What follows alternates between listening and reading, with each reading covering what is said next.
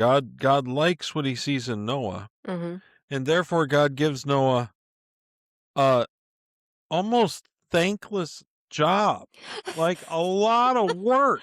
Like this is a crazy amount of work Oh. to do this based on something he's never seen. He's never seen rain.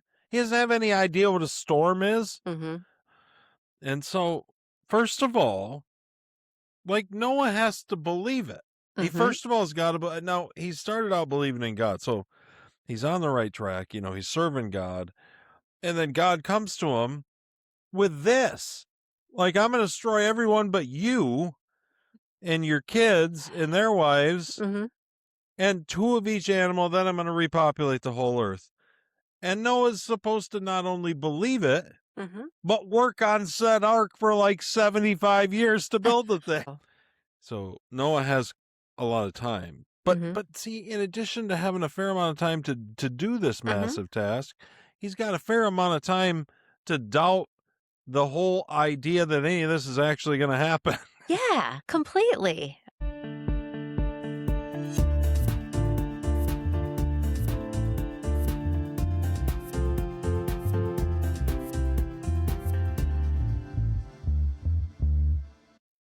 Welcome, everyone, to Beers with Jesus, Todd's World. Carrie's with me. How's it going, Carrie? Fabulous. Cheers. I'm Todd. Cheers. Carrie's got a drink. I just got regular old Bud Fat. Bud Fat. One in the holster. How you been, Carrie? I've been great. Busy. Good. Yeah, busy. It's always busy, right? It's always busy. I look forward to this, though. This is great. How are you doing? We're good. We aren't recording on a normal day because I had a busy weekend, so I'm still recovering, but I'm ready to go. Woo! I'm ready for the Hall of Fame game on Noah and the Ark. At least the beginning of Noah and the All flood. right. I Although was I don't going to think we're say going to it's get to the the flood beginning, today. right? Yeah. Mm-hmm. So what we do here, guys, we read out of the message. We have two shows. If you didn't, we also have the Wildly Opinionated News Hour that drops on Tuesdays. Beers with Jesus drops on Wednesdays. Different kinds of shows, obviously. We have a lot of fun. We just go through clips in news. And then on Beers with Jesus, we still have a lot of fun, and we just go through stories of the Bible. And we are right now going through Genesis, and we are right now at Noah and his ark and the flood. Yep. And if you know anything at all about the Bible, maybe even if you don't, this story's probably familiar. It's about to go down. Yeah. Okay, so I'm reading today. Okay. We're going to read it, go through it, get in, get on. You know what I mean. You know how it goes. Yikes. All right, so we're going to start in Genesis 6. We read the Message. Okay. Because the Message is the best. So that's all.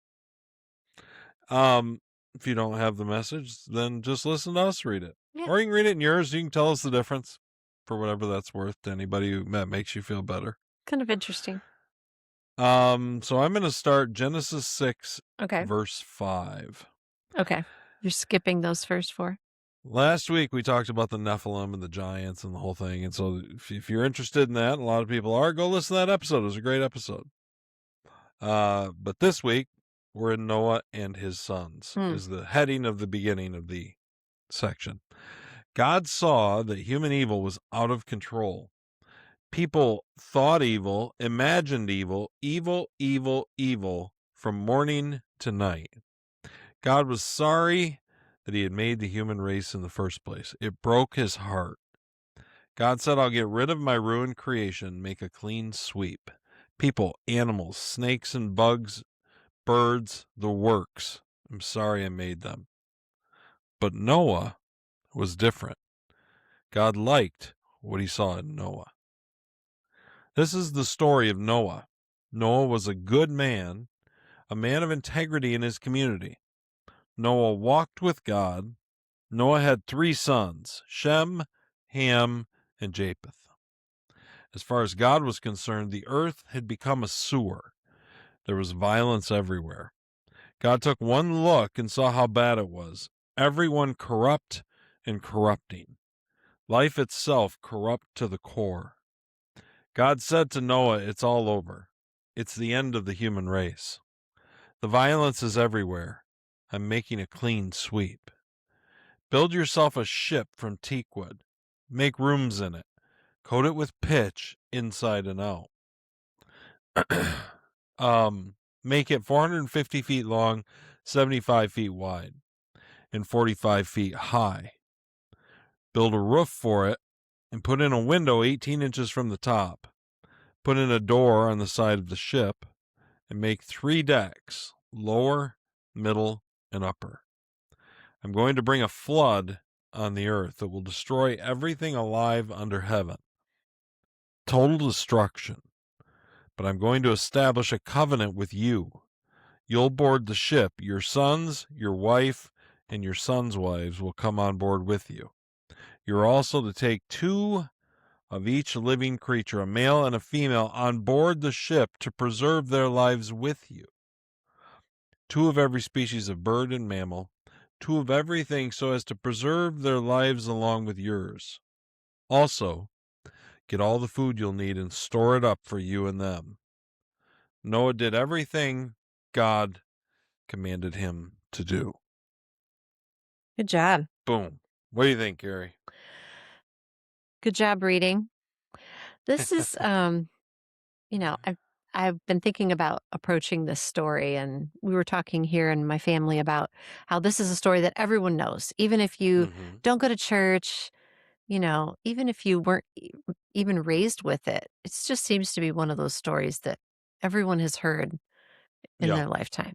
So I was trying to approach it as though it's new because, Okay. when we talk about these things, we look at them a little bit differently. So, Yeah. As a story. as a story, and the thing that stands out to me is how awful it is, and yet God likes Noah. It, He it it's does. like, okay, so Noah is obviously like the only good thing left, among the Yeah. people, and his family. But And he's what God wants to start again with. mhm. Yeah. No, that is interesting. What strikes me about it is how preposterous the entire idea is. I mean, I Right? just you just imagine being Noah. So guys, listen. Our approach has been that we take the stories at face value. Mhm. So in other words, there's different descriptions of blood. Some people think it wasn't a universal flood or Mhm. like a covered the entire world, even though the Bible says over and over that it did. All of that stuff, all of the scientific stuff, all of it, we don't spend a lot of time on. Mhm. So what we're interested in is the story, and what we're presented with is a guy who's a pretty good guy. Yep. Like he's got his stuff together. God likes what he sees in Noah, Mhm. and therefore God gives Noah a almost thankless job. Like a lot of work. Like this is a crazy amount of work. Oh my gosh, it And he's really being is. called to do this based on something he's never seen. He's never seen rain. He doesn't have any idea what a storm is. Mhm. We don't think that any of this was going on then. That up until then, you had kind of a firmament over the earth and waters above, waters below. Just a completely different climate is kind of the idea. And so, first of all, like Noah has to believe it. He Mhm. first of all has got to. Now he started out believing in God, so he's on the right track. He's serving God, and then God comes to him with this, like I'm going to destroy everyone but you and your kids and their wives Mhm.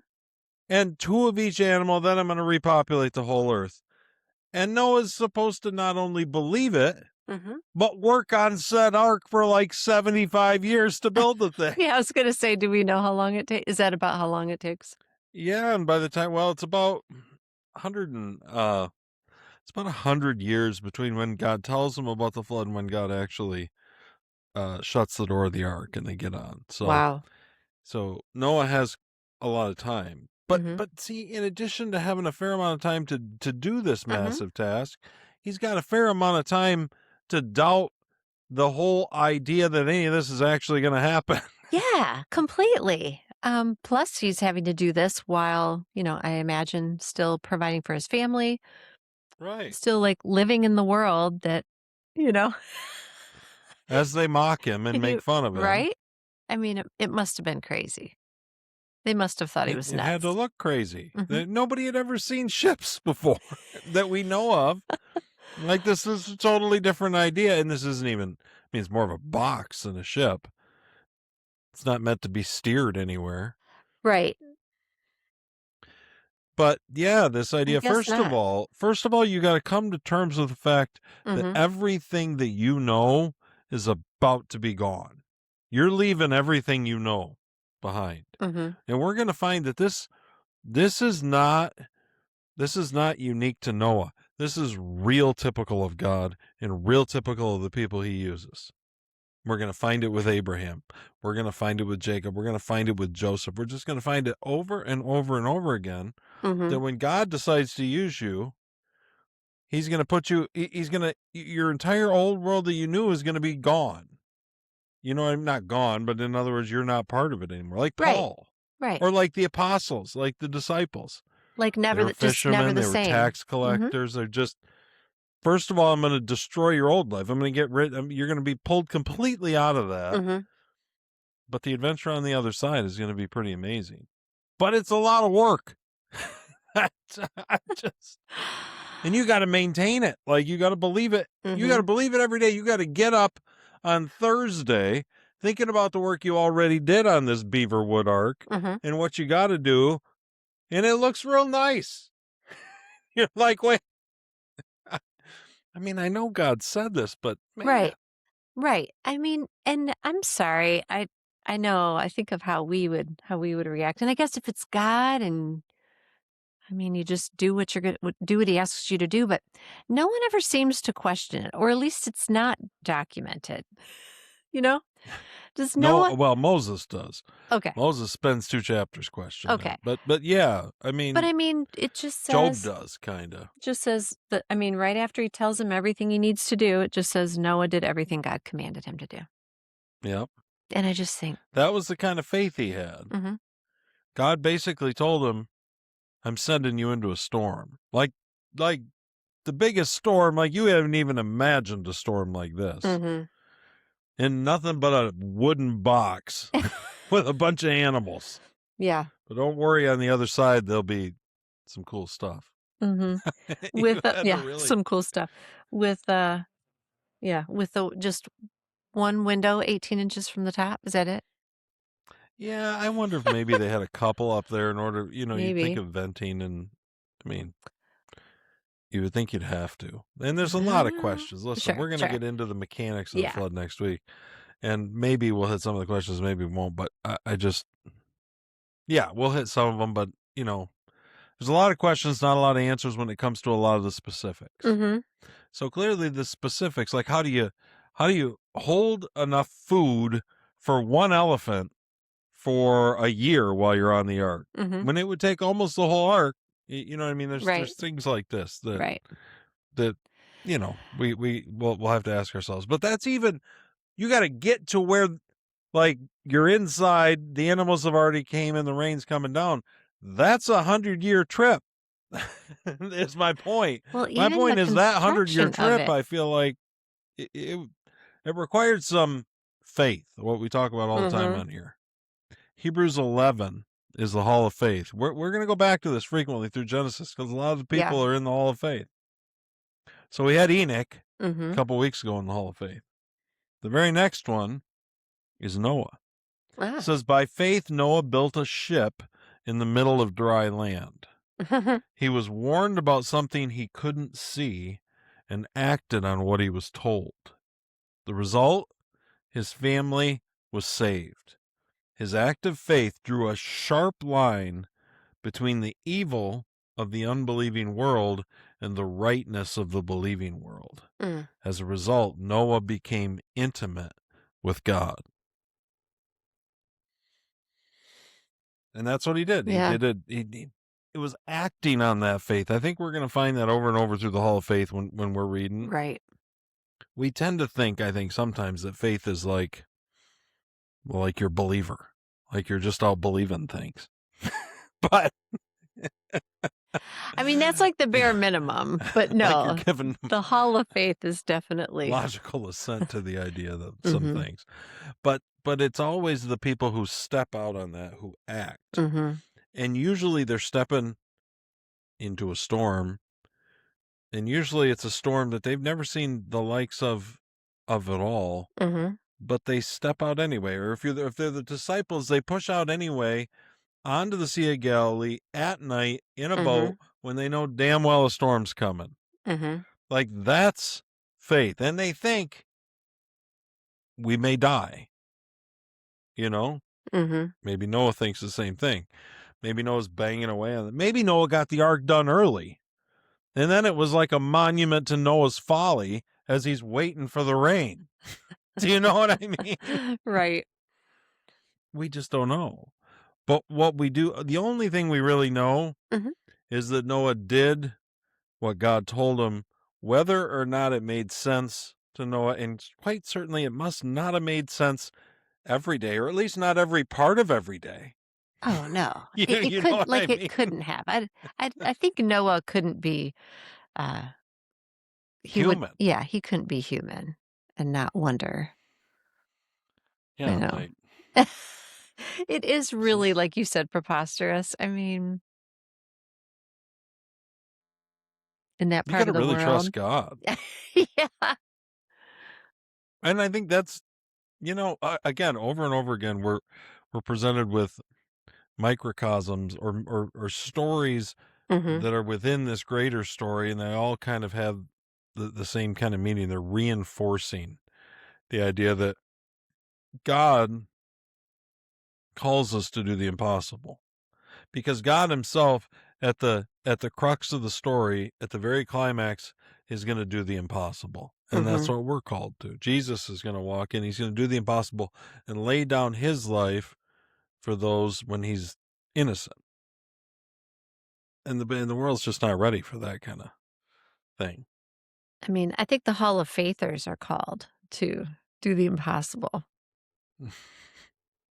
I don't know. You're not sure if everybody is. I don't know if everybody is. I Well, mean, in our own way, maybe. right. I mean, for some people, it's impossible even to do that step of faith. Not even action, just the belief and um, Yeah. yeah. And I wonder what they think about this, a story like this, hearing about someone who just trusted completely and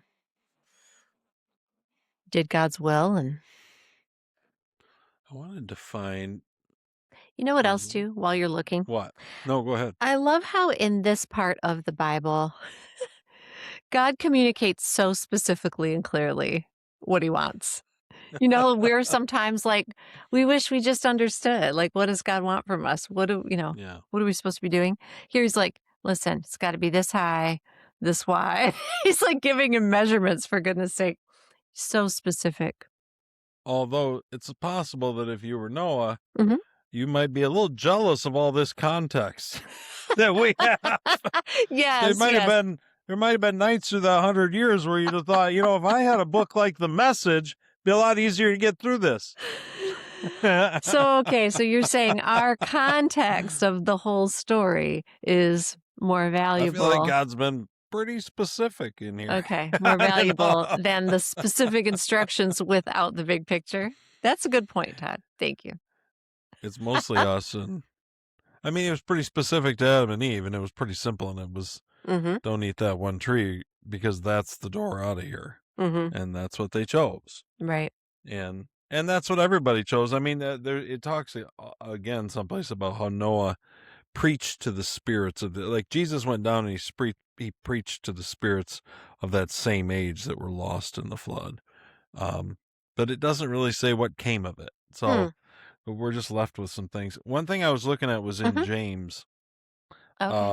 This was just last week. I happened to be going through the book of James, and I was at James 5, which is the last chapter. And I ran into this, and he says, "Meanwhile, friends," it's chapter 5, verse 7 in James. "Meanwhile, friends, wait patiently for the master's arrival.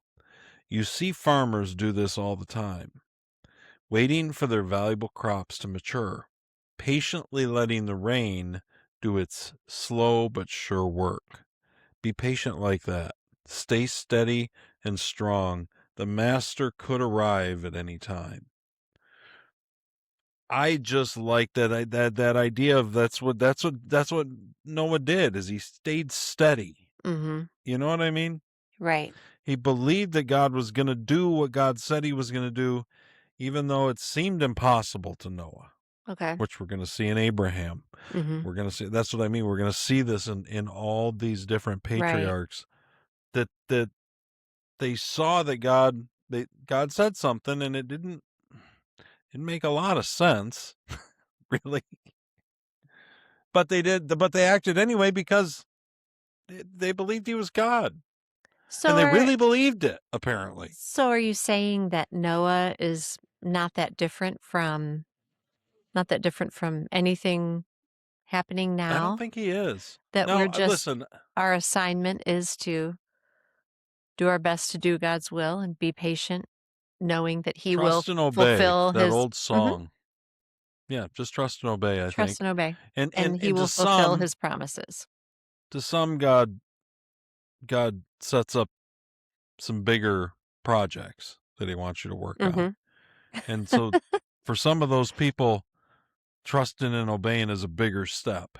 Okay. And then to some of us who haven't been given those big steps, Mhm. we look at those like patriarchs, but I think they got to the big steps the same way that we get to the big steps in our lives, which are the series of small steps. Mhm. It was Noah being faithful to God for 500 years before God comes to him and talks to him about the ark that builds this entire foundation. For 500 years, God was building the man before he gave the man the work to do. You know what I mean? Mhm. We skip right by it because we didn't live it. but Right. but but but I think that's what James is talking about when he says, you see farmers do their work all the time, waiting for their valuable crops to mature, patiently letting the rain. So there's this picture that God has planted Noah, and he's got 500 years, and he's working the soil, and he's getting Mhm. Noah to just the right point, while everything all around Noah goes to hell. And don't think that Noah didn't notice. I think that there's another spot in the Bible somewhere where it talks about how Noah, it vexed his soul, this unrighteous generation. Oh. And so, The well, one that was breaking God's heart? The yeah. Okay. So I think as it's breaking God's heart, as Noah's intimate with God, as Noah's following, walking with God, Mhm. there's got to be something about the fact as he's looking out Mhm. at the rest of humanity, and at the continual Mhm. advance of evil. The continual good just seems less and less and less, and it must have grieved him. You know what I mean? Mhm. To know people, I mean, come on, the dude was alive for 600 years. You don't think he knew anybody who died in the flood?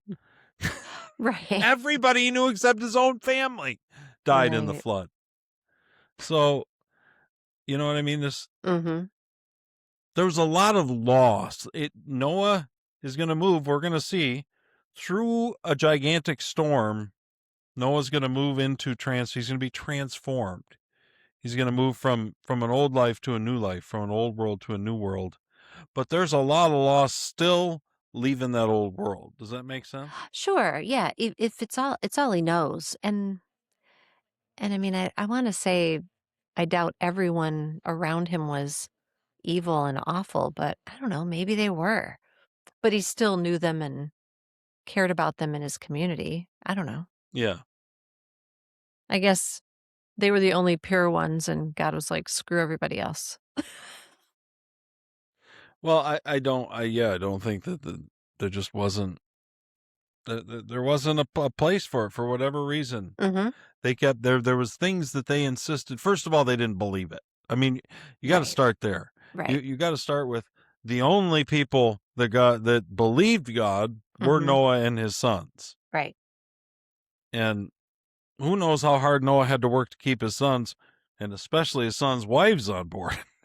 I mean, Right, we're talking like, spouses as well, I know. You I guess know? where we're going. It's We're gonna be fun. we're working on the boat this weekend again. So yeah, that step of faith. I just think Mm. that to me was what stuck out to me of this entire chapter Mhm.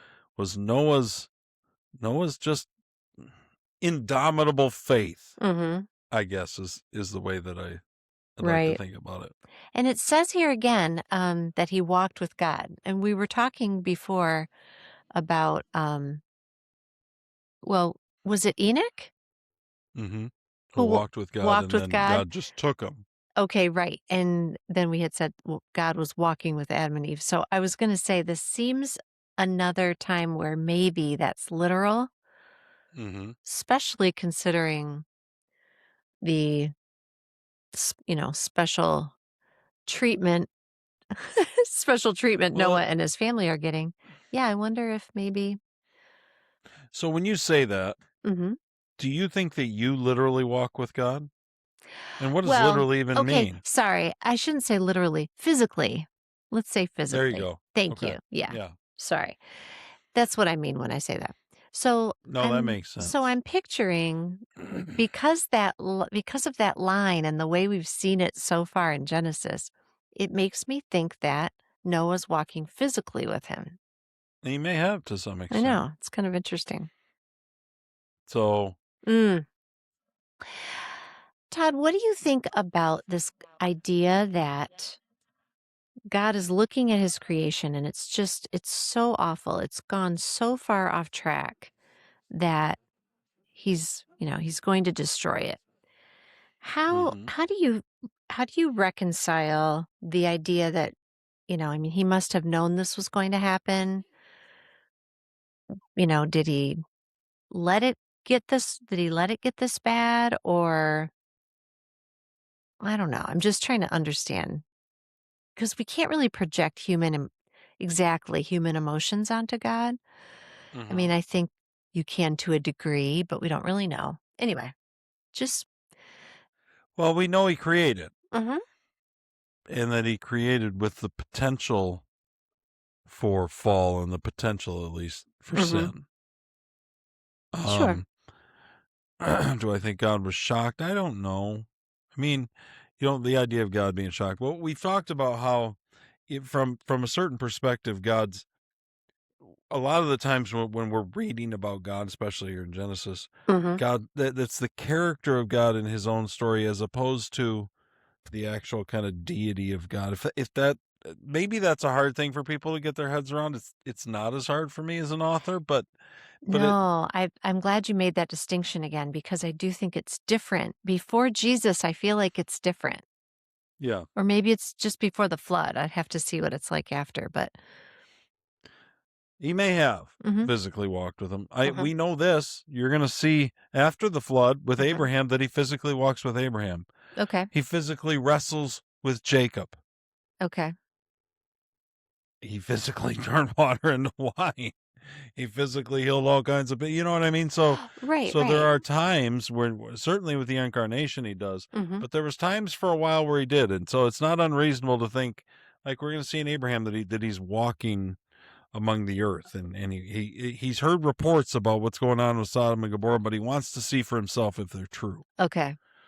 There's an anthropomorphic uh way that God kind of tells the story as if he's a character in his own story. Mhm.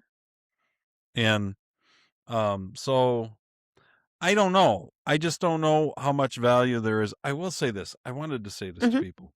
Last week, I felt like I made a little bit of a hash out of that whole total depravity thing when I went back and listened to it. Okay. And I did some more looking into it. Mhm.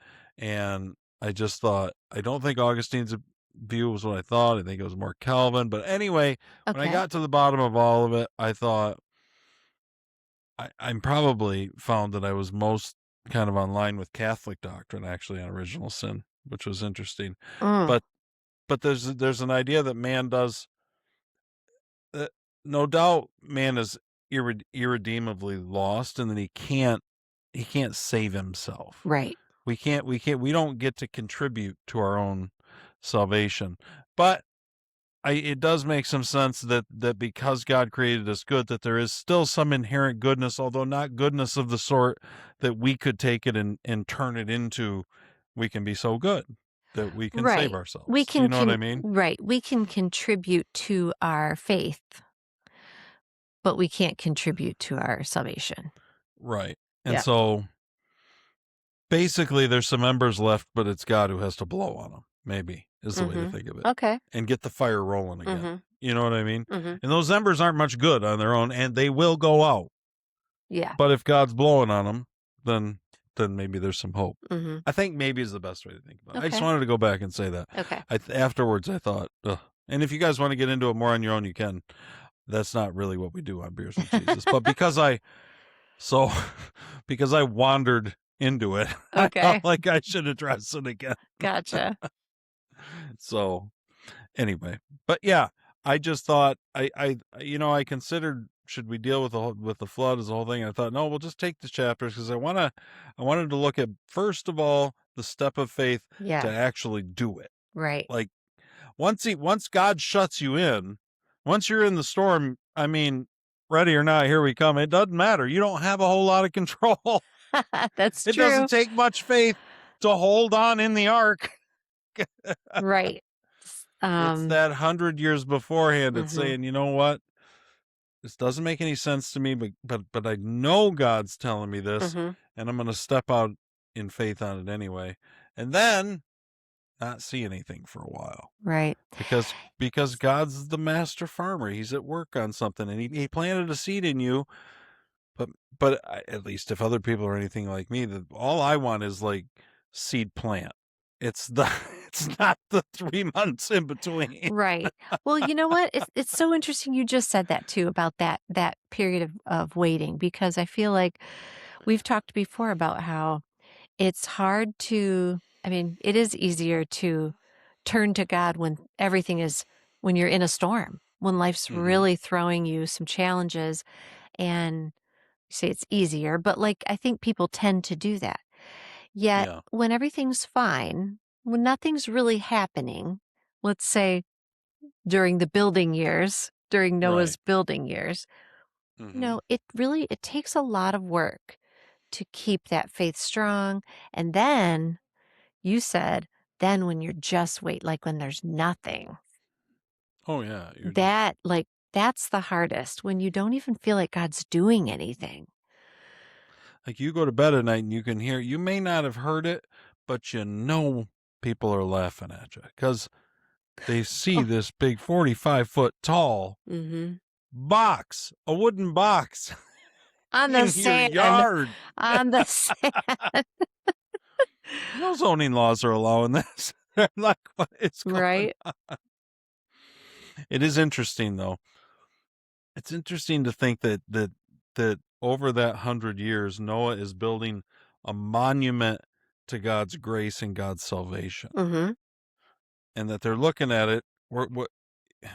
Who knows where we'll get in Beers with Jesus and where we won't. But in Exodus, Mhm. after the children of Israel, God frees them from Egypt and everything, they complain and they turn on God, and He sends snakes among them, Oh. and the snakes bite them, and the only way for them to live, to be healed, Mhm. is Moses makes a bronze serpent, puts it on a pole and holds it up, and the people have to look to the serpent and believe that God will heal them.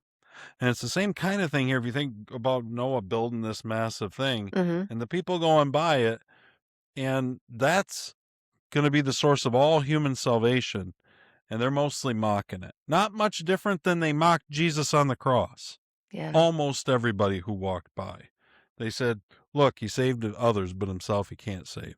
And it's that same exact parallel. Mhm. And we're going to see that all through, but it's Yeah. Jesus is our ark of salvation, and Jesus had to believe it enough to do his ministry. Mhm. I think we sometimes think that Jesus didn't have any choice, that he was just like a robot that was programmed by Elon to come in and do everything he did. And but I don't think it was like that. I think Mhm. Jesus had to make a choice every day, like Noah did, and like we Right. do. And he had to get up and he had to know he's moving towards the cross and think, I guess I'm going to heal these people today anyway. I just, Yeah.